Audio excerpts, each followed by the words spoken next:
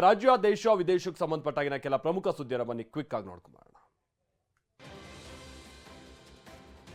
ಉತ್ತರ ಪ್ರದೇಶದ ಸಂಬಾಲ್ ಹಿಂಸಾಚಾರ ಪ್ರಕರಣದ ಸಂಬಂಧ ಆಡಿಯೋ ಕ್ಲಿಪ್ ಒಂದು ಹೊರಬಿದ್ದಿದೆ. ಇದರಲ್ಲಿ ಅಪರಿಚಿತನೋರ್ವ ಶಾಹಿ ಜಾಮಾ ಮಸೀದಿ ಬಳಿ ಹೆಚ್ಚಿನ ಜನರನ್ನ ಸೇರಿಸುವಂತೆ ಕರೆ ಕೊಟ್ಟಿದ್ದಾನೆ. ಜೊತೆಗೆ ನನ್ನ ಸಹೋದರನ ಮನೆಯ ಹತ್ತಿರ ಆಯುಧಗಳಿದೆ, ಅದನ್ನೆಲ್ಲ ತನ್ನಿ ಅಂತ ಹೇಳಿದ್ದಾನೆ. ಇನ್ನು ಪೊಲೀಸರು ಸಂಬಾಲ್ ಕಲ್ಲು ತೂರಾಟದಲ್ಲಿ ಭಾಗಿಯಾಗಿದ್ದ ಮೂವರನ್ನ ಬಂಧಿಸಿ ಅವರ ಶಸ್ತ್ರಾಸ್ತ್ರಗಳನ್ನು ಕೂಡ ವಶಪಡಿಸಿಕೊಂಡಿದ್ದಾರೆ.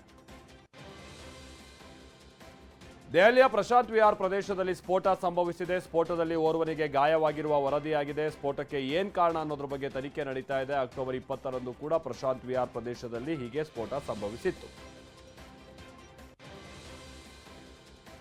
ಬಾಂಗ್ಲಾದೇಶದಲ್ಲಿ ಹಿಂದೂ ಅರ್ಚಕ ಚಿನ್ಮಯಿ ಕೃಷ್ಣದಾಸ್ ಬಂಧನವನ್ನ ಮಾಜಿ ಪ್ರಧಾನಿ ಶೇಖ್ ಹಸೀನಾ ಖಂಡಿಸಿದ್ದಾರೆ. ಚಿನ್ಮಯಿ ಕೃಷ್ಣದಾಸ್ ಅವರನ್ನ ಕೂಡಲೇ ಬಿಡುಗಡೆ ಮಾಡಬೇಕು ಅಂತಲೂ ಕೂಡ ಶೇಖ್ ಹಸೀನಾ ಆಗ್ರಹಿಸಿದ್ದಾರೆ. ಸೋಷಿಯಲ್ ಮೀಡಿಯಾದಲ್ಲಿ ಆರ್ಸಿಬಿ ವಿವಾದ ಹೊಸ ರೂಪವನ್ನ ಪಡೆದುಕೊಳ್ತಾ ಇದೆ, ಅಥವಾ ಒಂದು ಹೊಸ ವಿವಾದವನ್ನ ಆರ್ಸಿಬಿ ಮೈ ಮೇಲೆ ಎಳೆದುಕೊಂಡಿದೆ.